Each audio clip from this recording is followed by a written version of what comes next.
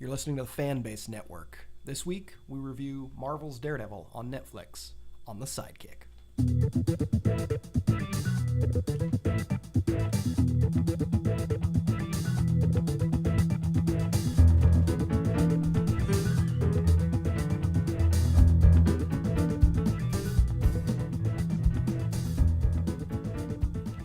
Welcome back, everyone. Hey, what do you guys think? What do you guys think of Daredevil? I didn't watch it. Oh. Hey. Well, hey. Of course I watched it. Yeah, I really enjoyed it. Well, I guess that's it for this show. Yeah. Yeah, I think all we need to say. so. What are we going to do? We're going to go episode by episode here and give it a little bit of a breakdown and warn people about spoilage.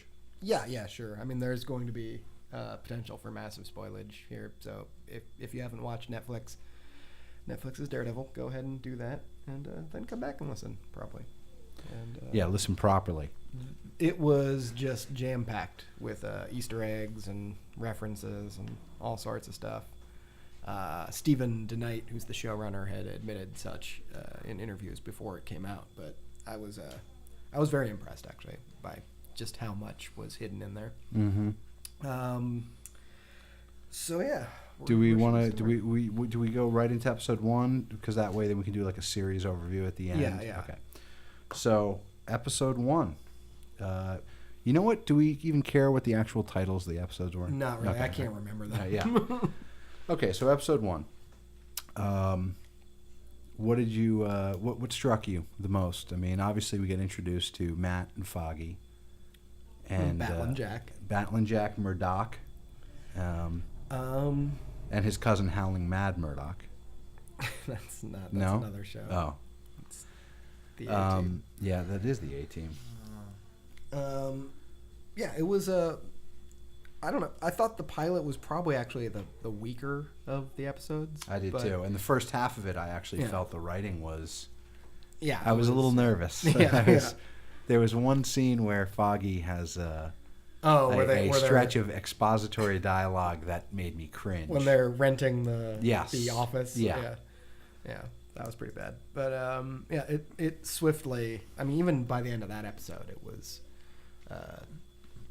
running more smoothly. Oh yeah, it picked up right in the middle Yeah. of that episode and just went nuts. So even in that episode too, I think the one thing now there's a lot of things that stand out, but the one thing that stands out for me is the fight scenes. Oh yeah, They were just really, really well done. But other than that, let's think. Some things I didn't even catch, like the serial numbers on the chemical barrels. Oh no, were what were apparently the same as they are in Daredevil #1. Oh, that's cool. Oh, really? That's Yeah. very cool. That's cool That's stuff. a little like For those who are, like really looking for super everything. eagle-eyed. Yeah. Episode 1 is called Into the Ring. And I liked all the stuff. Directed by Phil Abraham and written by Drew Goddard. Yeah. Yep. I liked all the stuff about letting the devil out when he was the whole monologue that it starts off with, where he's talking to Father Lantum, and that theme of letting the devil out keeps coming up in that first episode a lot too. He does it himself when he puts on the costume and goes out there. Father Lantum, by the way, Runaways is a character. character in Runaways. Yep. Yeah. Yeah, no, that was a big thing for me. I remember pointing that out to LTG.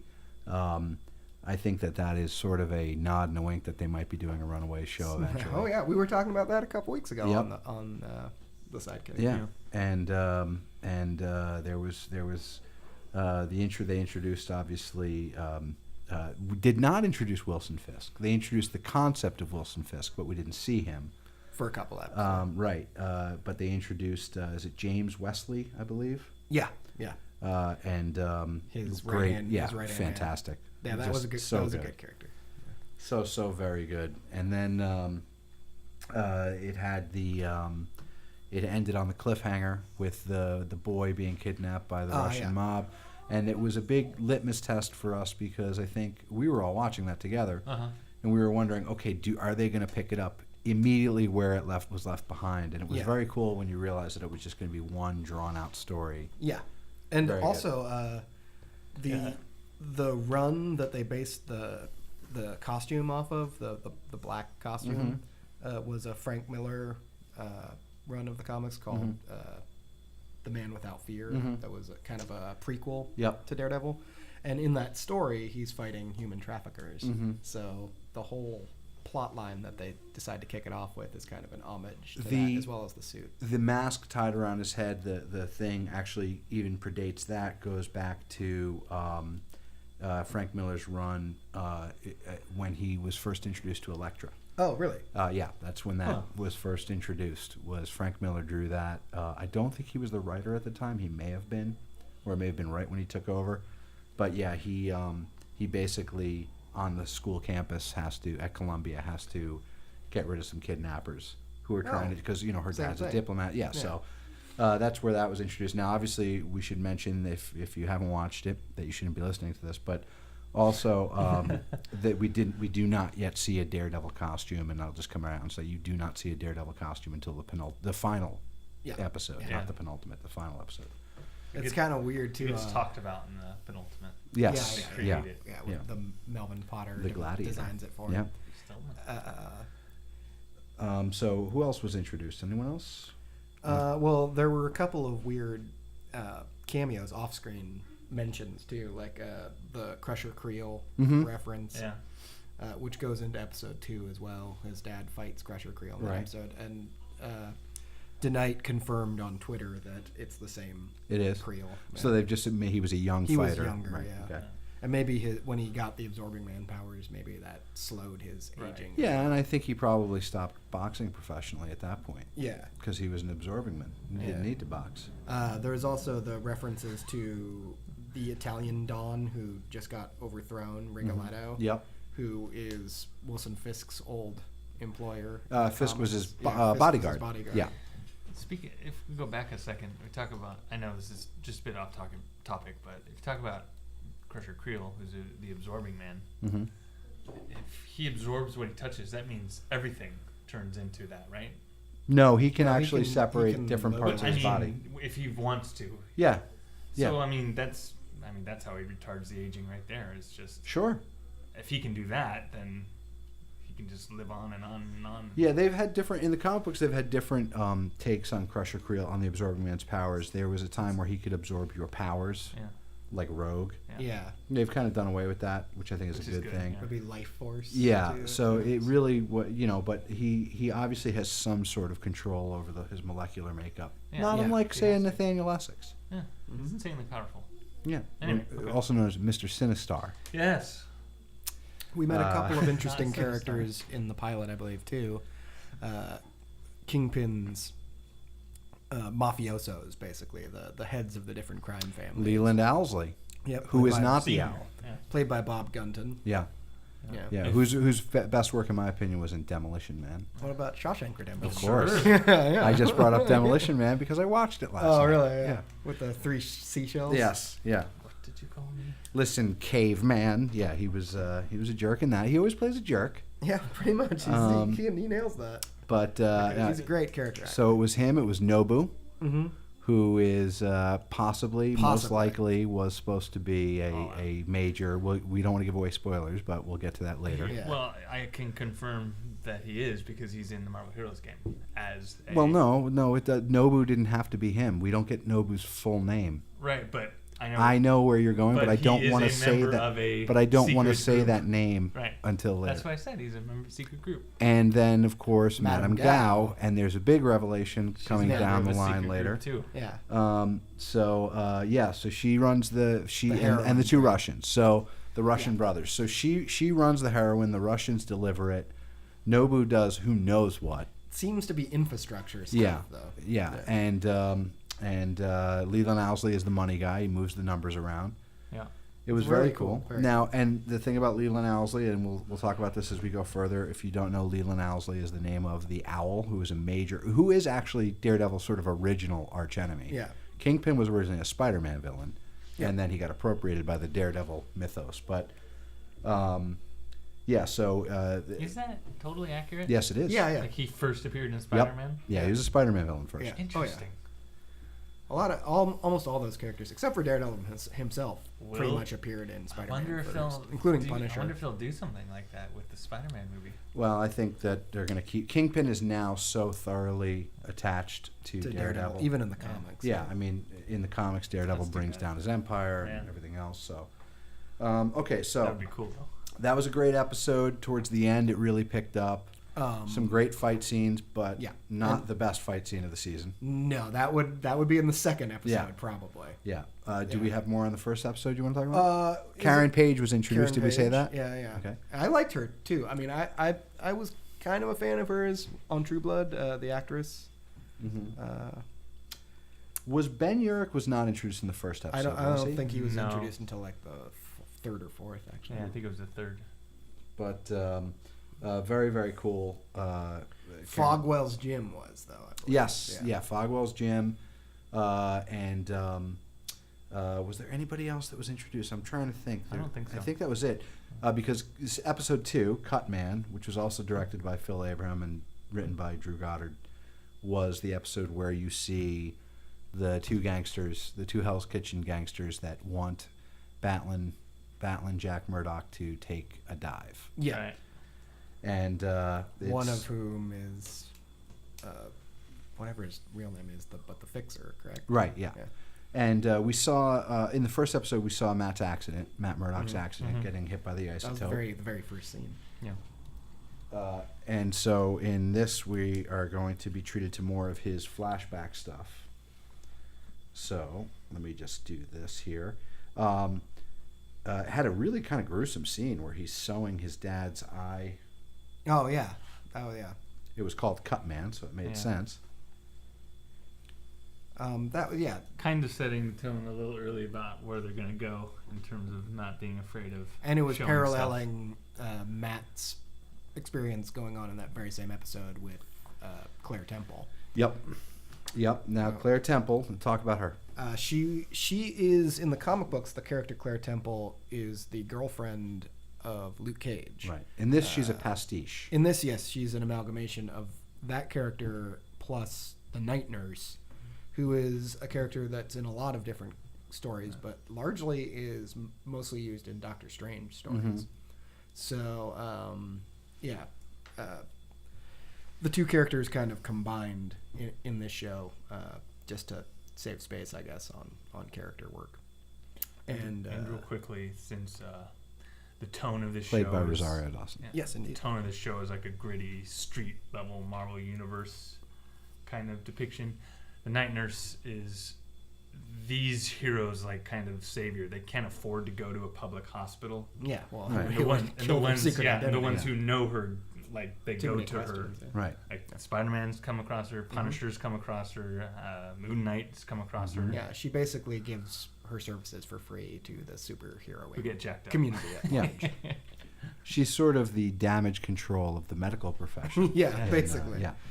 And a good contact. Since they are doing a Luke Cage show as well on this Netflix setup, you wonder, wasn't the name that she referred to as Mike. her boyfriend Mike? Yeah. Not only was that a reference to Mike Murdoch, who Matt Murdoch sometimes pretends to be his twin brother, right, but also she mentioned in the same breath that Mike used to lie all the time. Yeah. So it's possible that Mike is actually Luke, right, and that he was lying about even his name. Actually, now correct me if I'm wrong. Is Luke Cage's real name? Maybe not. No, it's not. He takes that name after the prison release, as I recall. Yeah. So and now in this episode we saw the hand of Wilson Fisk, but we still did not see Wilson Fisk. Yeah. I like that slow boil. I really like that a lot. Yeah. Very, very cool. The death of this episode features the death of Matt's dad, of Daredevil's dad, who decides not to take a fall for his son to be proud of him. Yeah. But also, they did something else that was very smart, which is not really from the comics, which is basically he changes his bet. Mm-hmm. And isn't that what kind of reminds me of Butch from Pulp Fiction? Yeah, too? yeah. So he changes his bet and basically knows it's going to kill him and leaves Matt set up for life. Yeah. To get through college and everything else. because at one point it said later on that he left a sizable inheritance. Mm-hmm. So he put all his money on himself to win, and then went against the odds and betrayed the mob, and they killed him for it. Beat Crusher Creel in the process too. Yeah, the young Creel was astounded by the older boxer's ferocity. Yeah. It's also set to illustrate sort of the beating the Murdoch men can take. Yeah. That they can take a beating, and that they're just keep going. Yeah. So a little rocky in there. So really, it was the second episode in a long thing, but it was really a part 2, I would say, to the pilot. Josie's Bar was introduced. Yes, in that episode which as well. Oh my God, that made me so happy. Josie's Bar, a fixture of the Daredevil universe, very good. A little bit different in the show. In the comics, It's Josie's more Bar of is a hangout for super gang criminals, members. Yeah. There were some shady types. Yeah. Still. Yeah. Well, I mean, Foggy even says he is a criminal. Yeah. But no, it was really good, and it kind of lets you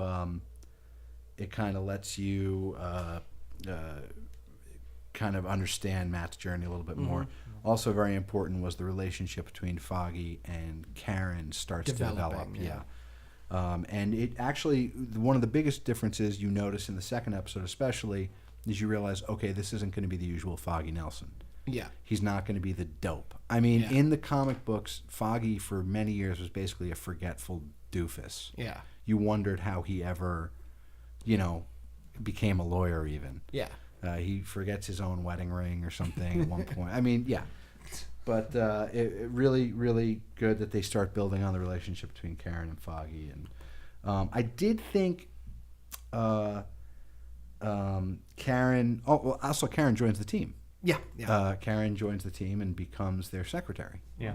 I thought that was a bit of a jump.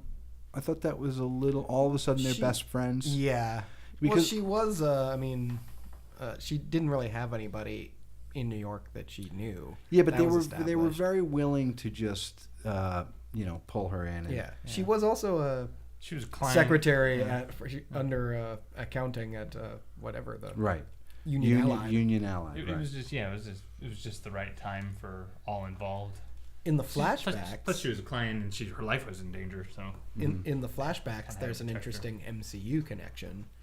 Which is? The orphanage that Matt Murdock yes, sent to. That is where Sky... St. Agnes's orphanage, which is where Sky on Agents of S.H.I.E.L.D. also lived. Yeah, very, very cool. So, a lot of good juicy stuff in there hidden that was really fantastic. Another one, the paint on their door that's clearly chipped away and is covered by the sign says Van Lunt Real Estate. Oh, does it really? Yeah. I didn't notice that. Cornelius Van Lunt is Taurus in the comic books. He's a member of later Zodiac. on, they're at Van Lunt's benefit. Yeah. Yeah, so we'll get to that later. But, oh my God, and he talks about his astrologer. I didn't even pick up on that. Yeah, That's Owlsley hilarious. says that Nut Van Lunt claims his astrologer. Oh wow. Oh, Okay, wow, we'll get to that's that. great. We'll get to that. Sure. That's the trail of discovery never ends. The Easter eggs are just abounding in the show, though, which is great too. Also, right across the hall from them, the door across the hall says Atlas Investments. Yeah. Oh, I didn't see that. A reference to the I didn't original see name that. of Marvel comic books, which was Atlas Comics. I did mentioned not Troika see that. also. Yeah. A few times. So, all right, awesome. What else happens? Oh, and let's talk about the fight scene. Yeah. Because this was in episode 2, and this was the defining moment going forward. That's for the pretty series. much where I realized where this show was going to live. The three of us were watching it together, and we were all like, that fight scene is incredible. Apparently, I read, at least, it was all done in one take, too. Oh, which is, Yeah, it is. It does look like one long it take. looks Yeah, like it. Yeah, because they hold on the empty door. But I didn't know if they did some futzing, if they might have done some camera tricks, but just showing tonight says him that it's all exhausted. one shot. Yeah, I love the sloppiness. and stumbling and leaning against the wall at one point And to then, recover himself before going back. Oh, Yeah, it so was just amazing. he was great. All the people involved in that. It's very reminiscent of The Raid, if any people have seen the movie The Raid. Well, you know what else it All reminded? one take ridiculous fight scenes. You know what like else that. it reminded me of is They Live. The classic Rowdy Oh Piper yeah, that's fight right. scene. Yeah. Put not the glasses not as on. comic-y. An amazing fight scene, and really, people are in for a treat when they see that for the first time because it's awesome. The next episode 3, if we're ready to jump into that. Yeah, I think we got to the end there. Rabbit in a Snowstorm. Which is where we finally meet Wilson Fisk. Directed by Adam Kane, written by Marco Ramirez, and we finally meet Wilson Fisk, and just as importantly, Vanessa. Yep. The love of the Kingpin's life. Future Mrs. Fisk. Yeah, the Mrs. Kingpin. Queenpin. So the thing about that episode, I remember once again the three of us were watching it, and you have this sort of slight guy goes into a bowling alley and at the beginning, and he just wants to throw some balls, and you think this guy is about to get housed, and he turns out to wail. I mean, another amazing fight scene, really brutal. Yeah. And basically bashes a guy's head in with a bowling ball. Yeah. Pretty It intense. takes out a bunch of huge enforcer types too. Yeah. Character's name was John Healy.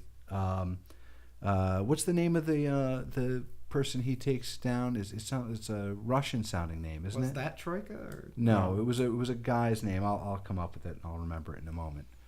But he owned a rival cab company. Yeah, was what it was. Yeah. So there. And the Russians ended up taking it from him. Yeah. Prohaska was his name. Prohaska. So incredible character, John Healy, and basically Wesley comes, and the Kingpin's right-hand man comes and hires Nelson and Murdoch to defend him. And gives them a lot of money, which kind of later on in the series kind of goes away, and you wonder how they don't have any. There was a lot of zeros apparently, and it was kind of weird, but really, really cool. And Fisk meets Vanessa at an art gallery. That's where the Rabbit in the Snowstorm thing comes in, because they're looking at a painting. And the reveal that comes in a subsequent episode of why the painting is so important to him, and why it makes him feel the way he feels. And that was really great writing. And then the callback in the final episode. Yeah. So, it was so good. Yeah, so people have a lot to look forward to there, too. And I can't say enough about Vincent D'Onofrio's performance as Wilson Fisk. The physicality of it. And just the subtlety of turning a character that's so easy to overplay. The menace combined with vulnerability. Yeah, it was just, He's vulnerable. Yeah. He's a child. And he seems almost charming. Like Aspergery or something at times too. Well, that was it was just such a charming performance, and it was in a lot of ways that much creepier. Yeah. And you find yourself kind of rooting for him. Yeah. And he doesn't think of himself as a villain at all. Much like in the comic books, he thinks he's doing what he does to save the city he loves and the people. Like a lot of old school New York mobsters who felt that, Or I mean, it's a classic villain. I mean, Magneto is doing what he does to save people. So now Healy, when finally in a great fight scene, finally confronted by Daredevil, by Matt, or as they're calling him at this point, the Mask, gives up Fisk's name. So this is the first time that Matt Murdock hears about Wilson Fisk. And when he realizes what he does, then this really plays up to the menace of Wilson Fisk. He impales himself through the eye on a sharp metal spike. That's brutal. That was... Okay, so that was shocking. I didn't think it was going to be that dark. We had the scene before that kind of like set the tone, like, okay, the fighting is going to be amazing.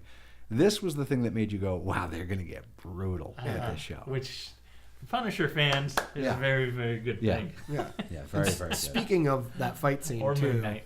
I loved how throughout the first 3 episodes, and even into the 4th a little bit too, it seems like every time Daredevil suits up and goes out to fight someone, the challenge difficulty is stepping up a little bit each time. Mm-hmm. Like he's just taking out regular thugs in the first one, then he's taking out like a whole bunch of them. Yeah, then he's taking out a trained assassin. He's moving up the ladder, right? And, also, Ben Urich in this episode. That's right. And the paper he works for in this is not the Daily Bugle. Which is, unfortunately, a missed opportunity simply because Spider-Man's rights hadn't yet come back. Right? When they were producing it, it was still owned by Sony, and it's a New York Bulletin, and it's the same name of the paper that Marvel is going to be printing. Which is cool. Yeah, is cool. Ben I wonder Urich, if that's going to be the new news thing in the whole new world. Ben Urich is brought. Maybe. I mean, it could maybe be. they just retcon it. Ben Urich has been brought into the fold by Karen Page, who has read his Union Allied piece, because it turns out that was who Daredevil gave didn't give it to him, but that's who wrote the piece on the Union Allied scandal. And she says, I think there's more to it. They're actually in the scene where he drops the guy off with the information. You can see New York Bulletin sign. Okay. Yeah, so he dropped them. But it wasn't specifically to Ben Urich, is what I'm saying. No, he doesn't know Ben Urich yet. So, really cool. Ben Urich, great actor. What's the actor's name? This is your forte. Oh, jeez. He may have done a Sprint ad. No, or he didn't. For those of our listeners, you know why I said that. P-Train has the ability to. Yeah. Great actor. Fantastic casting. A lot of people, I'm sure, raised an eyebrow as Ben Urich is a middle-aged white man in the comics. In this, he's a slightly past middle-aged black man. But, boy, he was Ben Urich. He was fantastic. He was really good. Fantastic.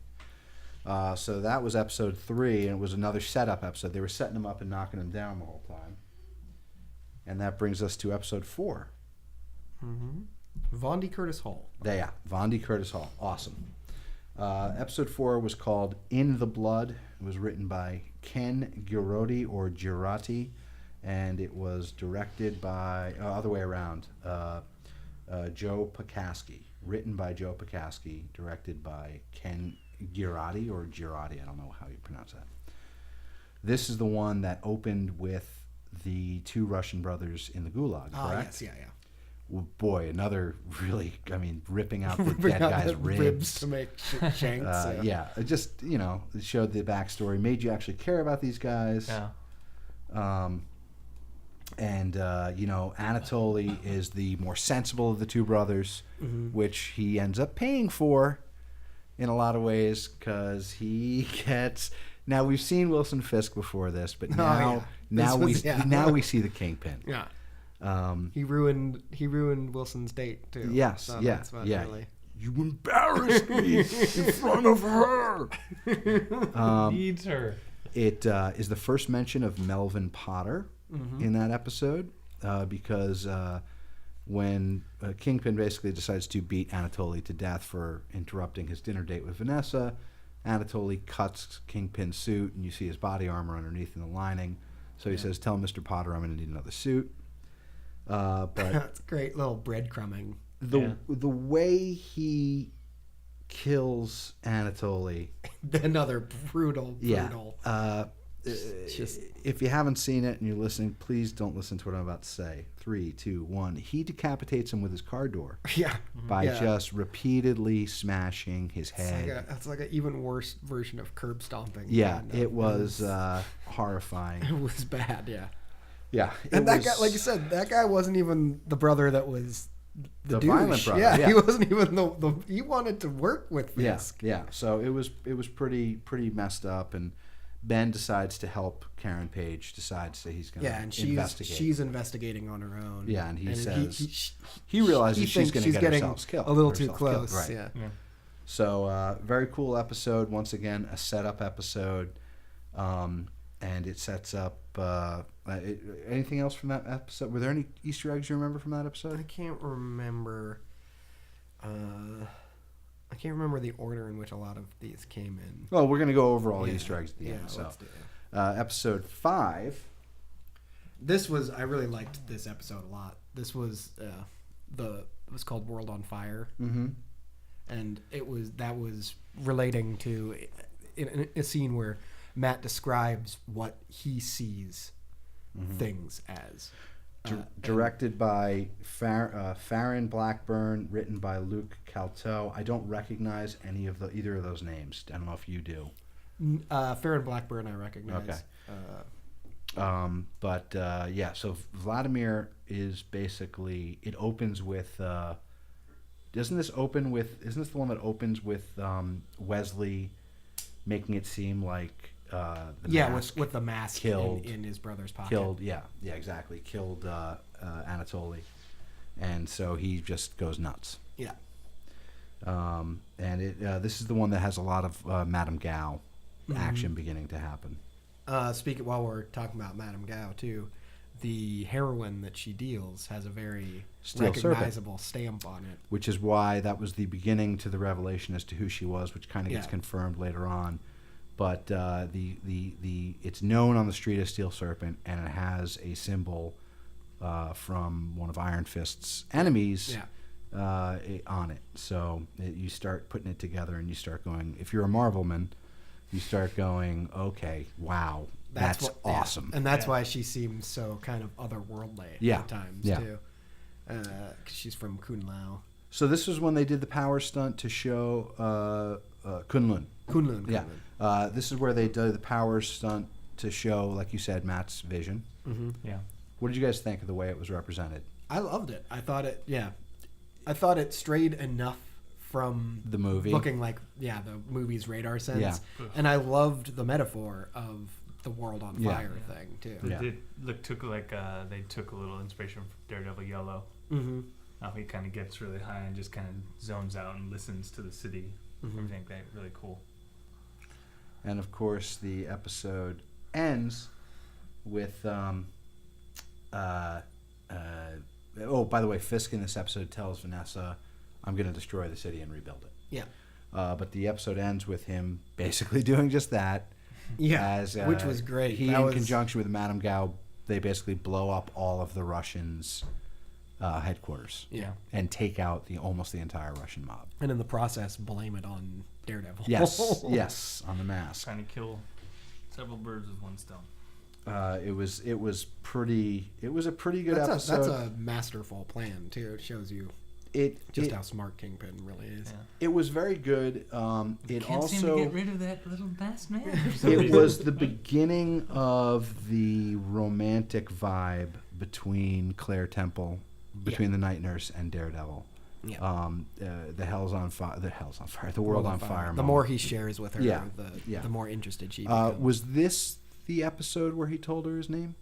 I don't think so. I don't think he's done it yet. But pretty incredible. The next episode, which was episode 6, which is called Condemned, I believe. Oh, that's the one with the slumlord? Yeah. Mm-hmm. That was something else. I started to feel maybe like these were getting a little bit. They were doing more of the setup thing, formulaic, setting up, knock it down, of, but not in a bad way at all. No. It was just it was a little bit they were getting into a rhythm of a series. Yeah, exactly. It felt like a TV show. It felt episodic. It felt like a TV show for the first time, and whereas it kind of felt like 5 movies strung together. Right. Before serialized, not episodic, but you know what I mean. It felt yeah. like an episode. So this was directed by Guy Freeland and written by Joe Bukowski and Marco Ramirez. And this is the one that really, you already had an inkling, but this is the one that shows you just how much of the police department Fisk owns at this point. And just, it really shows you his reach. There's that scene where Matt is going to go and try to get their help and then figures out that everybody's on the take. Yeah. It's like, oh, I can't go anywhere. Yeah. Kind of re-ups his commitment to... But it was a classic archetype story. It was the villain and the hero having to work together. Mm-hmm. It was Vladimir and Matt, you know, kind of coming to... I love how he takes him kicking and screaming for helping him too. Yeah. But then finally Vladimir goes, I think I'll stay here. And he sacrifices himself so that Matt can get away. Yeah. So... cool, you know, nice moment for the actor. Nice little resolution to the brother's story too. But it also really sets up what you call it, Matt or the Mask as now the Devil of Hell's Kitchen. Yeah, they actually as say a that vigilante or not even a vigilante, a bad guy. Yeah. The press is painting him as a bad guy, which is very reminiscent of Spider-Man and yes. J. Jonah Jameson. Yes. And now we got to touch on Foggy because throughout this, Foggy's been helping with the tenement case, and he and Claire have kind of a romantic. Not Claire. Karen have kind of a romantic. that's evening. where they go on their first date. Yes. As Elena makes them dinner, and they're interrupted just as she says, I want you to feel my face, because they're talking about Matt. Yeah. And just as he's about to get some finger action, Some sweet. everything face feeling. blows up. Yeah. And glass, they get showered in glass, and you see a heroic side of Foggy, where he's like, "I'm gonna go see if anyone else is hurt." And Yeah. he's That's pretty. cool. He's pretty cool. Turns out that he's got a huge piece of glass in his side. So very cool. But it was an episode where they set up all this stuff had happened. Yeah. Yeah. Next thing you know, you realize that you're at a point where, okay, we need to, from a writing standpoint, it's basically mid season. Mm-hmm. Okay, now we need our sidetrack episode. That's what it felt like to me. Uh-huh. And boy, did they have it. And the next one. The next one was, of course, Stick. Yeah. Introducing, if you know the character of Stick, I think we should let LTG take Stick. Go ahead. Talk to us about Stick a little bit. He's Daredevil's mentor, trainer, And the one that makes Daredevil so badass. Yeah. and what is special about him? He's like Daredevil. He's blind. Yes. But he doesn't have all of Daredevil's abilities. No. But he has trained himself. Yes. To, To still be able to react and basically see the unseen. And he's trained some other blind ninjas. fight. Yes, he has. He's also Elektra's mentor. Yes. And And trainer. at one point, Wolverine's. Mm-hmm. I Very know- important. I know Yeah, you don't man, like. he's a I very know, good- I know you don't like and he that was- storyline about I don't mind Wolverine, it. but He was played by Scott understand. Glenn. yes, Who's a great actor, who's been in a lot of stuff. He's a kick-ass actor, Mhm. and he's largely been retired for years. Yep. Yeah. And so he coming out of his semi-retirement to play Stick. That's, I mean, Well, how could you stay How could you- retired when you get yeah. Well- offered such epicness? Brad Turner directed the episode. It was written by Douglas Petrie. Douglas Petrie and now I of- know you know some yeah. Douglas Petrie. of Buffy fame. Yes. So, He's and a it Buffy felt writer. like that kind of episode. One of the interesting things about Stick is if you weren't familiar with Daredevil before and you got into it, and there's no Yeah. way at this point you couldn't be hooked, Mm. you had to be amazed at what a prick. Yeah. Oh guy yeah, is. he was. Yeah, it's like He why did lays a young, like 9-year-old Matt Murdock out with a hits him with his cane Yeah. and just knocks him across the room unconscious. I mean, he and then is. later abandons him for giving him a present. Yes, which ended up, of course. Being, I mean, that we was saw great. that. That was a But Western that was Union really, moment, but yeah, it was very still good. really good. It's Yeah. like that's like you said, that's kind of a Buffy style thing. Right. Even though you can see the train coming down the tracks, it still hits you like a ton of bricks. And Now here was a almost situation wanting where it to happen. this episode was loaded with Easter eggs, but we don't know what the filling is because, okay, you kind of at this point realize that Nobu and his people are the Hand. yeah, I mean, you realize that, yeah, right? They're especially the Hand. once we see him a couple Yeah. episodes later in full Yeah, power. but looking like Kirigi. But Yeah. he is. They're the Hand, and they're bringing in something called the Black Sky. No idea what's going on there. No idea. Black Sky, not human. Yeah, but he looks like a little child. Yes. Hmm. Inhuman. Maybe. Mutants. Did you notice the?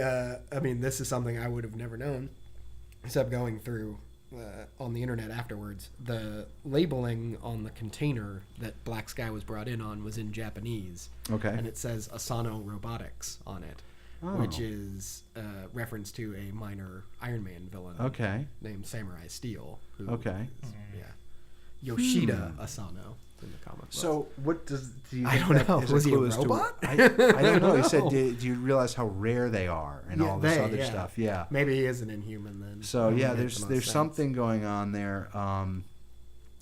Very interesting. But furthermore, we get into Stick basically lies to Daredevil, which shows he's a badass because it's impossible to lie to Matt Murdock under normal circumstances. Tries to kill the kid. Ends up he did kill the kid. You know, once just really messed up stuff. Oh, he dragged around while you were messing with his henchman. Yeah. One of the best lines. You just got. Oh, because Leland Owlsley tasers Daredevil in this episode, and Stick says, "You just got lit up by an old man." It should be said about Stick. The reason why it's called Stick because his favored training weapon is a bow staff. It's just a stick. And he just houses you with it. Yeah, he's a stickman. You can bring a sword, you can bring whatever you want, but that's his favorite weapon, and he's, needless to say, a master with it and makes it look easy. And he's a member of a secret society. And The Chase. to be fair, Yes. Ninja Turtles' master is named off of him, and his name is Splinter. Yes. And it's just The Chase star actually the opposite side of the hand. Yeah. And now when at the end, and this is where I was going with this. Now the hands. Oh yeah, the end. The hands That was thing great. is the hand is trying to actually. They're criminals, but their real goal is to bring a demon into this world. Yeah. Now at the end, you see him talking to somebody. A lot of people have thought that was Gorgon. might be, yeah. I think it's No, Stone. it's Stone. Yeah, Yeah. it's Stone. Okay. And so I think Stick and Stone. Yeah, stick and stone. They may break your bones, but I Will think break your what, Not to be confused with the Spider-Man villain Sticks and Stone. right. No, that's totally different. With an X. A Y-X. But the band Styx, Domo Origato, Mr. Roboto. But the moment that he says, "Will Murdoch be ready when the doors open or the gates open?" What did he say? The doors open. Yeah. Something like that, yeah. I'm wondering if that's about the hand bringing the demon in, or if that's a Terrigan Mist reference, which I doubt. I doubt it. Yeah. It's just because they're so keen on pushing Inhuman stuff. Yeah. That's the only reason I've heard a lot of people say that. But I think it has to do with the hand and the demonic. Yeah. It's the Chase versus the hand. So you didn't mention, of course, that the Foot Clan from I Teenage could Mutant have Ninja Turtles, kept going on. they Turtles. had a take off of the hand. So I still We haven't mentioned figured- several weeks ago too Yeah. that the same chemicals that caused Daredevil to gain Yeah. his powers are. in the comics, That's why when we were in watching- TMNT are The supposed to. Teenage Have That's Mutant what we Ninja were watching. I was saying, some turtles just got dumped on. I still can't figure out who Shredder is, though. I don't know.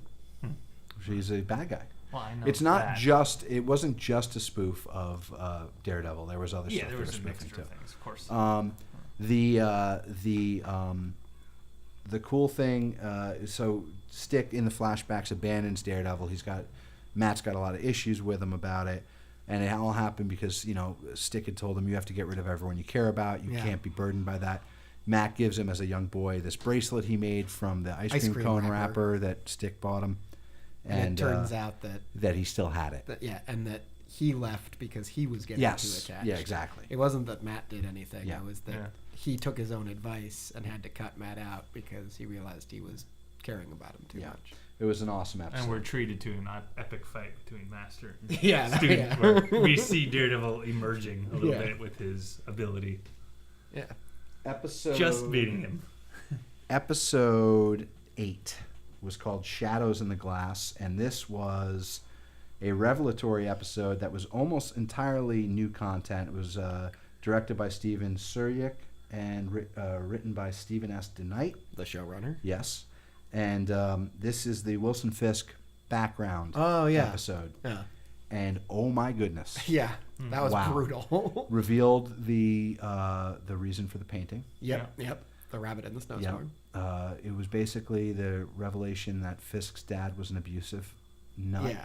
And not his biological father. Either, Right. I His- think he was may have been. I didn't really. I wasn't clear. I think too, he but is actually, because there's some of the weird stuff. There's a great line with the mom later on that's incredible, but basically forced a very timid, chubby, sweet kid to beat other kids in the neighborhood and to sit staring at a wall, reminiscent of the painting he's obsessed with later, which he said makes him feel lonely. Forced him to stare at that wall, thinking about things while he beats his mom. Yep. It's It's just so dark. And I mean, how does a young Wilson Fisk respond? he snaps? And he kills his dad with several blows to the back of the head with a hammer. Yep. Chunky blows. Yeah, very brutal. At which point, as if the kid's not messed up enough, the mom decides to get the saw, and not even a bone saw, because bone saw would have been ready. But Bone saw is ready. Always. Yo, peace, man. Rest in peace. But they dismember the dad. He's up there elbow dropping. And you realize he's telling Vanessa this. Yeah. Because he loves her and he doesn't want to keep secrets from her. They took the pieces out over the course of a week. Yeah. Oh god. Just so really grim stuff. so that's kind of one of the reasons he's so messed up. Yeah. Foggy and Karen introduce Matt to Ben in this episode too. So this is the sort of everybody now in the office and Ben are working on The team. Yeah, they're investigating. But Shadows in the Glass, there's not really much more to say about it other than good performance from that kid. Yeah. Great performance from the guy playing his dad. Sure. But wow. A new, I don't know if that, I've never seen that origin for the Kingpin before. No, I've never either. Great original but bit it of writing. fits really well too, even with everything established about Kingpin. You could see that being. Yeah, it was dark. Now the next one. He also reveals himself to the public just as the team were. They're like, we're gonna out you, and it ends with him saying, "I'm here to help the city," and just basically ruins their plan. Okay, the next power move. Next episode, Speak of the Devil, which was directed by Nelson McCormick, written by Christos Gage and Ruth Fletcher Gage. I wonder if they're related. I believe they are husband and wife. Oh. Christos Gage, by the way, I believe he's a Spirit of Vengeance. He's a comic book writer. Oh, okay. The episode Speak of the Devil was basically Ben's like, okay, we're screwed. What can we do? He is a comic book writer. Mm-hmm. And he's written a lot of TV too. But anyway, he's written tie-in books for Civil War and World War Hulk. Look at that. So basically they're gonna okay, now he's put a public face on himself, Fisk has, and we got to figure out how to pierce the veil for the public, right? Yeah. Matt introduces himself to Vanessa. Great. At the great scene, a blind man trying to buy some art. Mm-hmm. And meets Wilson in the process too. And gets a chance to show his charm with women. You know what I was a little bummed about? This episode, I thought they were going to do the thing where Daredevil, when the first time in the comic books he meets the Kingpin, he is amazed by his heartbeat. How still it's is. Boom, boom, like just robust, like a drum, So he basically, this is the episode where Matt has his crisis of faith because he decides Elena Cardenas is killed.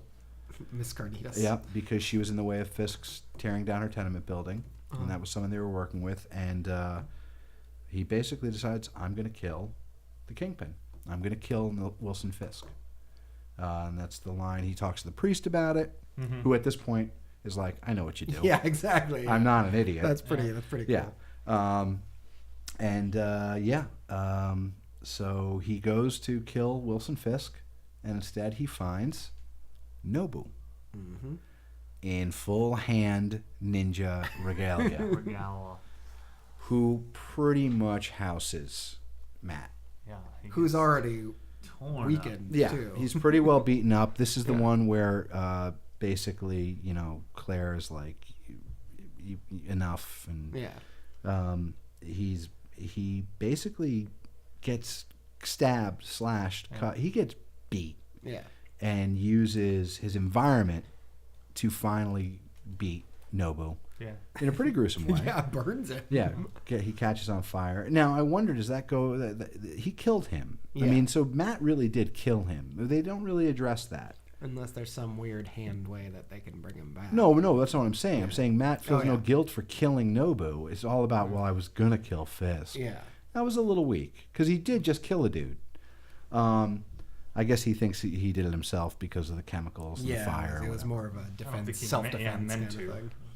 Then Fisk shows up, says, "Thank you for killing Nobu. I knew he was going to be a problem." That's kind of my plan again. So he had just manipulated the whole situation, and Wilson Fisk proceeds to. Matt says, "I'm going to kill you." Wilson Fisk says, "Take your shot." And how would you describe what he does to Matt Murdock? Clinical. Like, would you say that he just pounds the ever-living? Yeah, pretty much. Yeah. We don't really see his fighting prowess so much as we see just he manhandles. Yeah. Yeah. And then for some reason tells Wesley to shoot him, and then Matt gets away. Yeah. But pretty intense. This had the big reveal, really deviating from the comics, because he barely makes it home, and he is found by Foggy, and Foggy realizes that Matt is the mask. Yeah. Your opinion? About the reveal to Foggy. At first I thought that when he lifted his mask, a la Batman and other Spider-Man, that he was gonna like stop his hand or something, or someone else was gonna barge in and to stop him do it. So it was kind of surprising that he actually did it. I was able to see him. No, it was awesome. Yeah, I like that. And what follows is awesome. I thought they handled it really well. Yeah. And it led perfectly into that next episode. Yeah, the next episode, which is episode 10, called Nelson versus Murdoch. Basically has him cross-examining Matt. Yeah. Farron Blackburn directing, written by Luke Calteau. And this episode, like you said, it's a cross-examination of Matt by Foggy, and it gets pretty emotional. Gets to go back in time too, and kind of relive different points of their life. You show their friendship, how they meet in college. There's the reference to the Greek girl that he was dating. Yeah, you studied Spanish just to meet the Greek girl. Well, I would have studied Greek. No, she already spoke Greek. Whatever happened to her, she was hot. Yeah, she's around. So that was. She'll be back, I'm sure. I can't wait for that. Maybe season 2.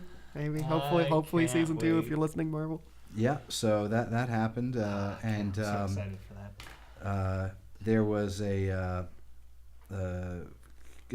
Ben decides he's going to give up because he has no more insurance, and his wife is with dementia, and I wonder if that's supposed to be genetic or caused by the incident. New York. Yeah. But which we didn't even mention too. We're going to do a series overview. We'll talk about that because he wrote the big Battle in New York article. So Ben decides he's giving up, and Karen tricks Ben into going with her to a convalescent home upstate, which is very expensive, because maybe it's a place he can put his wife, because she has found Wilson Fisk's mom, who is supposed to be dead. Wow.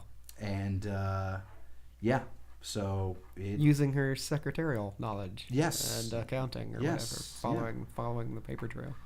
Meanwhile, something big happens in this episode as well, which is parallel to the comics with slightly different character layout, which is there is a poisoning attempt at the Van Lunt Hall, where the astrologist comment is made, and I can't believe I didn't pick that up. I'm so happy that happened. And Vanessa is poisoned, and you really see Kingpin's he rushes to catch her, too, so this episode's a setup episode, right? It's a big setup episode. It's got all the background between Foggy and Matt. It's got the cross-examination. It's really nicely done. And I like how it's left kind of unresolved too. Yeah. Foggy, it was Foggy definitely really doesn't. There's no we're cool. Yeah.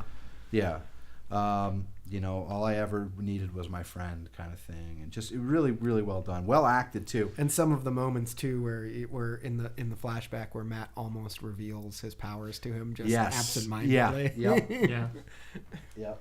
And it shows. It's got the Roxxon reference. It has a Roxxon scene in the office that they're interning on. So Roxxon has also been mentioned a couple of other times in other MCU stories as well, including most recently in Agent Carter. It was a major player in Agent Carter. So so the next episode, which was episode 11, was called "The Path of the Righteous," and this is where things really start to get nuts. Kingpin is at the hospital, frantic because Vanessa is maybe going to die. He tells Leland Owlsley to talk to Gao. My money's on the Japanese. They're like shadows in a dark room. Well, you know that Owlsley is trying to play. You kind of figure something's going on. And, I don't know if you guys ever noticed this. Matt Murdock, by the way, this one was directed by Nick Gomez, written by DeKnight and Petrie. Matt Murdock's not in this episode. Really? I didn't even notice. He might be in it for like a brief second here and there. He is actually in it for a brief second here and there because she comes to talk to him and like, I know a car didn't hit you, like Foggy said. Oh, yeah. I think it's towards the end, wasn't he's only there. It's actually at the beginning because she's like a little early for beer. And this is the one where Claire Temple says, I'll always be there to patch you up. But beyond that, no more. Yeah. He's not the Mask in this episode. Yeah. He's convalescing. He has been. I was surprised he actually recovered so quickly. He talks about meditating. Yeah, the meditating. But basically, this episode is about Kingpin freaking out. Mm-hmm. But really what it's about Karen Page. Yeah. And what she does. And that leads to... She ends up... Kingpin gets a call from his mom. Apparently, he doesn't take it because he's at Vanessa's bedside. Yeah. He says to Wesley, James Wesley, can you call my mother back? Wesley calls her back, says, when did this happen? Okay. Gets a gun from one of the other guards, goes, kidnaps Karen Page. The whole time you think he's going after Urich, but they even play it with doors opening and closing at a certain time and everything.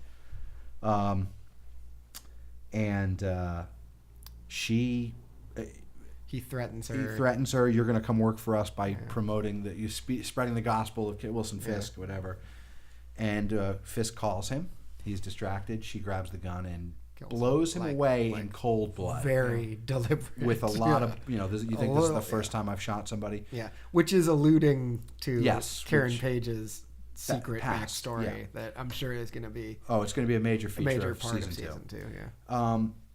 We got to talk about something here. Mm-hmm. John Wesley, throughout the entire series, is incredibly composed, intelligent, maybe second only to the Kingpin as far as... He chooses his words so carefully, too. And every action. I noticed as a character. Yeah. Every action. Ridiculous. Why did he put the gun in the middle of the table? Everyone's fallible. Yeah. Everyone's fallible. Overconfidence. I think it was just logistics. Like, really, props? We don't have a smaller table? Yeah. Okay, just push it closer to her. And it's great because he like I said, he faltered. He didn't do his homework. He way underestimated her. He had a lot of things on his mind, I guess. Well, the other thing is you realize he is genuinely fond of Wilson Fisk. Yeah. He was actually a likable character. Also that scene right before he goes off to find Karen where Wilson almost tells him how he feels about Wesley. And just says thank you. And instead just says thank you. And Wesley takes it. It's like he didn't even need to hear it, really. Yeah. Because he was devoted to him. The only person Fisk has admitted to his feelings about Wesley is to Vanessa. Yeah. He's more than my assistant. He is my friend. Yeah. It's just so tragic now, that he dies. What this episode did, so I had an issue like that, but what this episode did was, it was like, okay, they're raising the stakes, yo. I mean, they can kill off a major character that they've spent a lot of time developing. You're right there. Yep. Sorry. What? No, nothing's going on. There's nothing happening over here. So it was a moment where you're like, okay, that they'll do this if they want to. Yeah. Meanwhile, Fisk keeps sending Owlsley to talk to Gao, and that's going to play off in the next one. But really, pretty intense, pretty big deal. Yeah. But that's all it was about. It was really a Karen story, that episode. Now, the next episode, which is called The Ones We Leave Behind, just when you thought that they, really... Go back in the water. What? Just when you thought, directed by Euros Lyn, written by Doug Petrie. Who I believe does a lot of Game of Thrones. Oh. Who? Euros Lyn, the director. This episode... I'm not sure. Had far-reaching repercussions for the MCU. So if you've been listening and you've been worried about spoilers and you don't know this one, do not listen to what we're about to say. Opens with her getting hammered, throwing away the gun, taking a shower. Karen, after killing Wesley in cold blood, let's face it. She killed him. She murdered him. That great, creepy dream sequence with the Kingpin. Mm-hmm. The thing about killing somebody is it gets easier the more you've done it, kind of thing, But Ben Urich, how do you want to talk about this? Ben Urich, the character who we know is a major player in the Marvel Universe, the guy who first figured out in the comic books Daredevil's secret identity just by being a good reporter. Ben Urich dies. Yeah. Kingpin murders Ben Urich. Well, yeah, he knew too much. He found out that Ben Urich had seen his mom. Ben does not tell him Karen was there, so she's safe. And a great performance in the scene between those two. Oh, yeah. Yeah, that was a great scene. I mean, really great stuff. I like that because I like that if they were going to write him out, they did it the right way. I mean, Ben gets fired from the paper. and leading you to think that maybe his editor is on the payroll for the Kingpin. Though I didn't think he was. No, and there was also that random other character Yeah. who they would show all the time Yeah. with the editor, and Yeah. so you're like, yeah, it's going to be her. So, yeah, Ben Urich gets murdered by the Kingpin. And on a side note,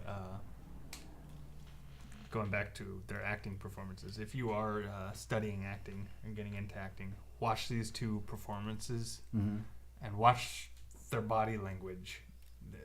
Completely composed, completely calm, even though Urich is realizing the Kingpin is in his house. He has a way of controlling his body to not show that he's afraid, and those are all acting choices, but to actually remain calm as the actor and not have to fidget or not have to play like a physicality game to keep you busy.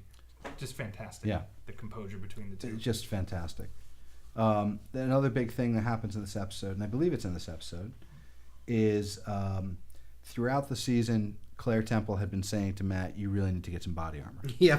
Now, when he fought the Kingpin, he saw the body armor that's lining his suit. Yeah. And he finds out through the criminal underworld who makes that body armor. Turns out that it is Melvin Potter. Who And Kingpin says in the first time, Yeah. says, tell Mr. Potter. Yeah. So it is that is the Gladiator. His workshop, chock full Little of Easter eggs. Yeah. which you've already seen actually, because there's the fitting with Owlsley. Oh, and yeah. but Which, by the way, Owlsley's colors green. were Yes. green and... And I got a whole Leland Owlsley thing I want to get into, but so he Yeah, you see Stiltman's legs. Stiltman's and legs. You see the buzzsaw wrist Yeah. things. In the fight Gladiator between, uses. when he first breaks into the shop, in the fight between him and Potter, Potter throws a buzzsaw blade. yeah.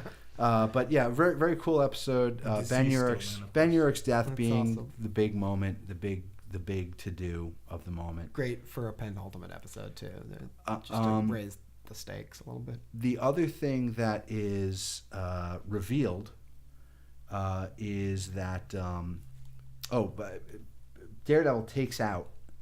Has he already taken out? He takes out Gao's thing. No, it's the previous episode. That was the previous episode. So he takes out Gao's heroin operations, and in this episode, I believe it's this episode. I could be wrong.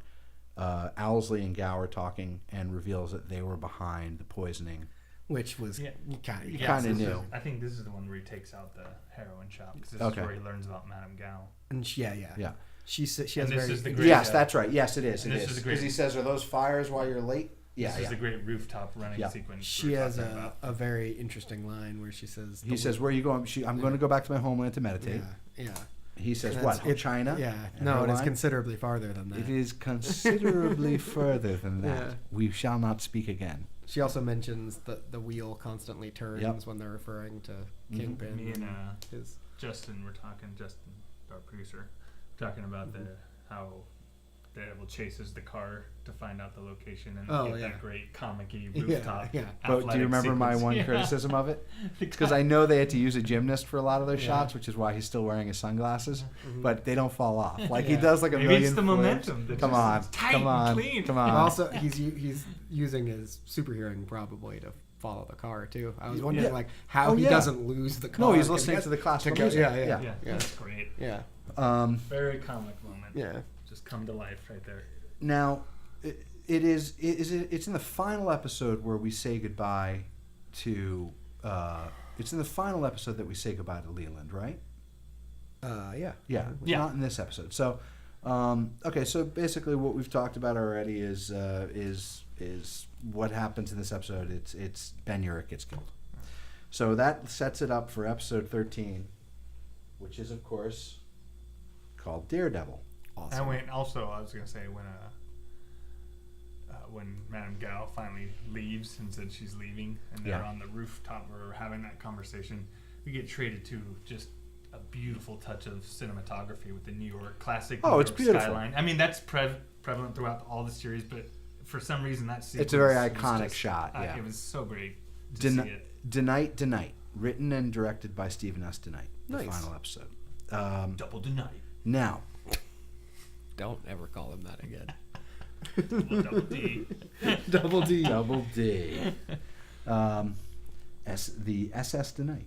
So Daredevil is the episode of the name of the final episode. And why is it called Daredevil? Because what do we finally get to see? The suit. The suit, yes. And he's a man without. What's also funny is that once And they you've coined watched Daredevil. the entire series on Netflix, the icon Changes for the show from Matt changes. Murdock to Daredevil. yeah. I was like, Very that's cool. kind of a clever little Easter egg. Very, very cool. So a couple things happen in this episode. Leland Owlsley reveals to the Kingpin that Gao's gone, and that you sure that didn't happen in the previous episode? No. Doesn't matter. I don't know. Realize that Gao is gone, and we won't be. She's in the wind, as he puts it, and It's still probably the Japanese. Fisk has discovered that he's been embezzling. Yeah. And he says, and this is an important line, and he'd mentioned him. It's been mentioned twice before in the series, but he says, you know, my son and I will just be numbers in a ledger, okay? And he mentions his son's name is Lee at another point. So he's there's the owl. Yeah. So awesome. yeah, Well, that's yeah. good. You didn't notice that? I didn't Oh notice yeah, that. yeah. His son is gonna. He goes. My son asked me, "Can I come back to New York City?" Lee, it's not time yet. So Lee's gonna come back season 2. I think he's gonna be the villain Lee Owl, and so- fill the power void and Yeah. go after the Kingpin's mob. But anyway, for we'll get to that in a moment. So Kingpin kills Leland Owlsley because you hurt her. You hurt Vanessa. After shrugging off a taser, which is pretty badass. Throws him into an elevator shaft, which if he had been the owl, that wouldn't have hurt him. No. Because he could have just floated. Sure. Basically, everything comes to fruition. You have a beautiful montage of the Kingpin's empire crumbling. The beautiful montage of the Kingpin's empire crumbling. The beautiful montage Of the Kingpin's Kingpin's empire crumbling. Just, are you done there? What's going on? I'm nothing. Don't worry about me. I'm fine. He broke his phone. I didn't break it. I'm fixing it. He broke his phone. I'm fixing it. It's like an episode of Burn Notice over there. So anyway, so awesome, and we of course get the costume. Yep. Weird moment, by the way, in this. Melvin Potter, and Foggy and Matt decide to use the law, and they come back together. They use the law. Which Matt was saying several episodes ago. Yeah, too. it's a combination of the law. It's a classic Daredevil. There's the law and the vigilantism working in tandem. It's like Law and Order. Yeah, Ding ding. Law and Disorder. But way cooler. Law and Order, which used to star one of them, Vincent D'Onofrio. So, you've got. It was awesome. I mean, really, seriously, Yeah. it was awesome. What? The finale. Oh, okay. It was sick. Yeah. I had only one issue with the whole thing, and I think it was just a weird line issue, which is Melvin Potter, whose voice is different all of a sudden, says. The black parts will protect you from the most damage. The red might deflect a knife. And then you notice that like the chest plate and everything are red. Are red, yeah. So I think they flipped it somehow, yeah. but who cares? Like the black parts are only in like the. that's just in the joints and stuff. Yeah. So that's just me being weird, but it was sick. It was sick. It was The, sick. the costume design was pretty cool. It looks like the black and red costume that he wore in more the like 90s. It's more like it's more armor-ish. Yeah.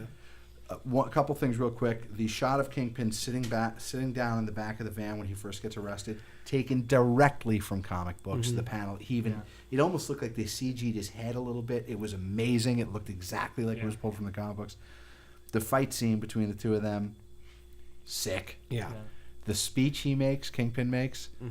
I'm not the Samaritan or the Levite or the priest. I am the Ellentet. I mean, It's didn't so you almost good. expect him to get up and break his? Just Hulk And out of his again, he handcuffs? ends up staring at a wall that looks reminiscent. Oh, when he to- gets put into prison at the Yeah. end, he's staring at the wall that's reminiscent of the painting and the wall from and his the wall growing from up. his youth. Yeah. But the fight, I want to hear everyone's opinion of the fight between Daredevil and the Kingpin. I like how he's got his sticks at his thigh, right where it's supposed Sure. to be. The only thing, I guess the technology or evolution of those things are going to grow because he's able to do some really cool things. He does with do his- the bounce throw with it. Yeah. Yeah. But I mean, he can, All the different he's configurations. able, whenever he puts like the cord between them. Well, the whatever that grapple. thing is, Yeah. Or the it can like hook. Too. Yeah. You can make You it. can make it a into hook. nunchucks. You can put it into a bow staff of 3 Yeah. segmented parts. There's some really cool stuff that he ends up doing with it. So Well, Melvin even says that he's not quite done Yeah. with all the gear when he gives Yeah. it to him. So, Yeah, that's awesome. and then so we're gonna get to see him swinging around and using that thing. yep. It's It was. But what about the fight? What did you think of the fight? it's classic. That was great. It's just classic Yeah. Marvel comic. I just like Fight. that Kingpin got the upper hand for a period of Oh, time. of Yeah, course. yeah. Him lifting him up over his head and It does- throwing him to the ground. It's a was tough like- fight because it's like you don't want to fight the classic fight that kind of guy in an alleyway like that where Right. you're limited in space, which Daredevil uses to Mhm. perfection. So it's like, yeah, of course he's gonna get the upper hand. It was a great fight. It was a fantastic fight. It was awesome. And the iconic shot that they end the series on Yeah. of him leaping off the building Oh with my the God. 2 sticks, is Out of- taken right from the cover of Yeah. the Marvel Knights stuff. Yeah. It was awesome. Yeah, It great. was so good. Daredevil. Foggy is poking Marcy again, which is great. This hot lawyer he used to date. and- Oh yeah, the meat grinder and the pencils. yeah, the operatic scene though of the fall, where you see the editor realize that there was someone that Ben was right. Mhm. I think what they're probably going to do is they're going to have that guy take the Ben Urich role. Hmm. He's going to be the big booster for Daredevil, realizing that Ben was right and he owes a debt to him. And I was talking to Senator Sherry, who is from the comics, Oh. going down, it was great stuff. I was mentioning to P-Train about Ben Urich. Me and you talked about a possibility that maybe Ben Urich. He might not be. We dead. didn't see his body. He might We not did be see him dead. laying there.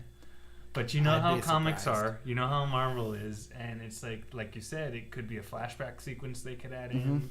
He could be in hiding. could be alive. It could be them protecting him, but I think he's dead. Could be that AKA Jessica Jones takes Yeah, place we were before talking the about that events too. of Daredevil.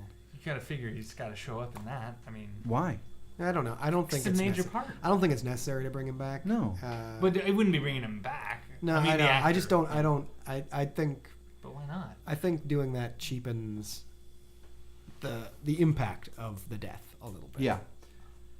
I think And he's just a regular guy. Like usually when a character dies in the comics, if he's like a superpowered character and you don't see him Sure. on panel die, then he's probably. Well, did he coming tell back. you how I said if they had to do it, how they would do it? Yeah. It was Matt going to look for him. He hears the struggle. He gets into the room just as Kingpin walks out, resuscitates him. They go into hiding, kind of thing. That's the only thing that it could be, but whatever. I mean, he's dead, and it's a shame because one of my favorite storylines is when Ben Urich in the comics figures out Matt Murdock is Daredevil I don't know. and keeps We'll his see. secret, burns the article he's writing. We'll see. We'll see what happens. With it. But yeah, it was really pretty much awesome. Yeah. I wanted so now that we've gotten the cat out of the bag there about Leland Owlsley, I think the moment because when I saw him, I said he's too old to play the owl. Yeah. But as soon as he said, and I said to my son Lee, I was like, oh, there's the owl. Yeah. Because the favoring of the green suit. Yeah. Why is the son not in New York? Why is the son being kept away? Is it because he's some kind of freak? Yeah. Because Leland Owlsley, the owl, has superpowers. Yeah.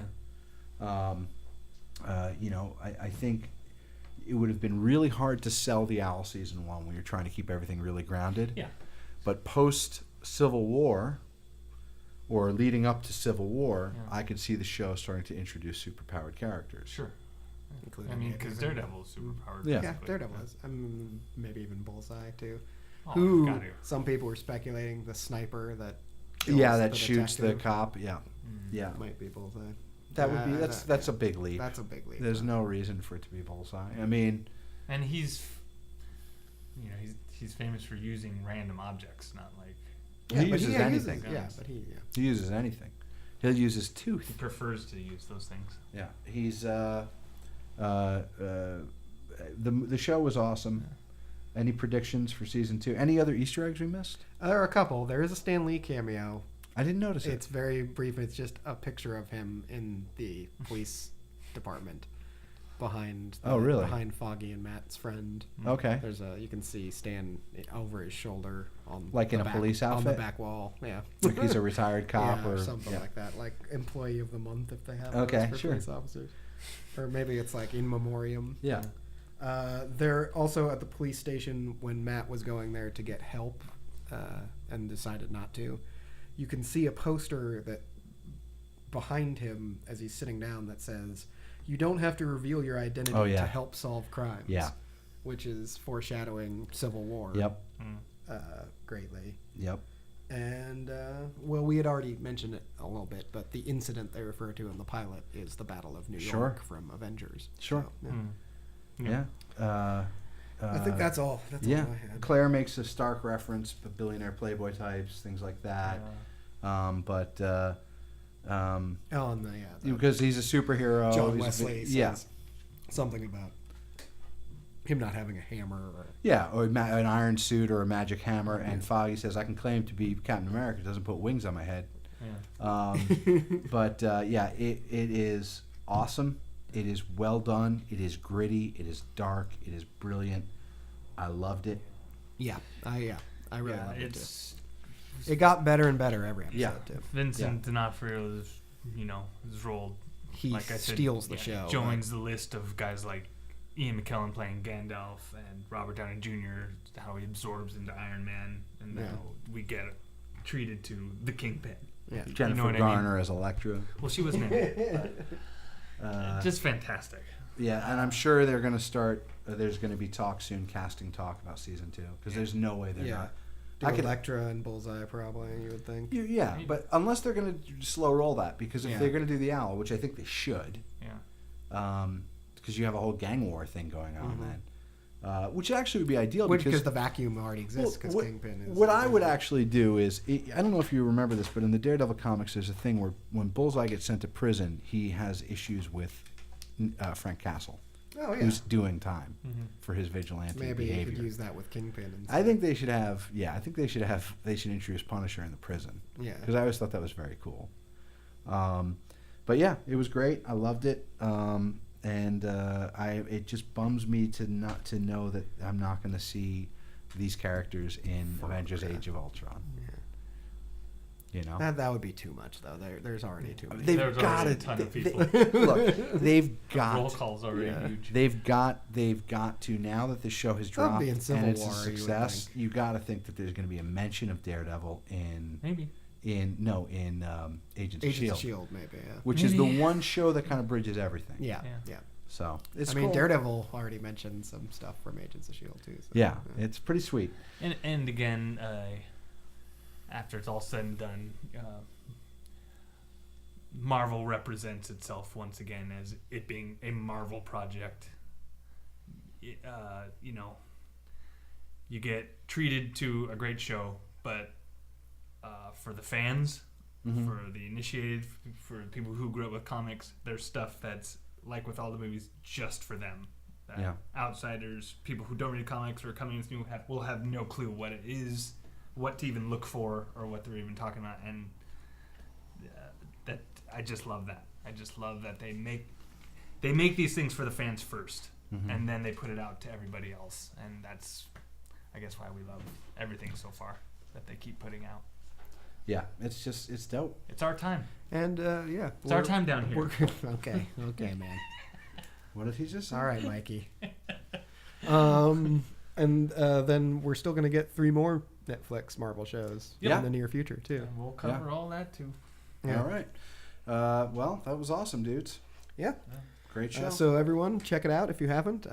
If you've been listening to this and you haven't seen it, then I'm sorry, because we've probably just told you the entire series. Oh, I do have one bit of news. Apparently, Netflix is going to drop the entire season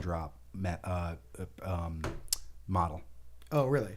It's not economically feasible anymore. The idea is people can get free trials, binge a show, and quit Netflix. So I think they're going to be ceasing. That sucks. I think they're going to be ceasing. So cool and exciting. I love that. Yeah. So it made it Listen, really that's like just guys. That's just a rumor, but just so you know. Okay. They would do that. All right. Well, shall we wrap it up? Thanks for joining us. This was the Sidekick. I'm Justin Petrain Peterson. For LTG and Justin Lane, thanks for joining us, and we'll see you next week.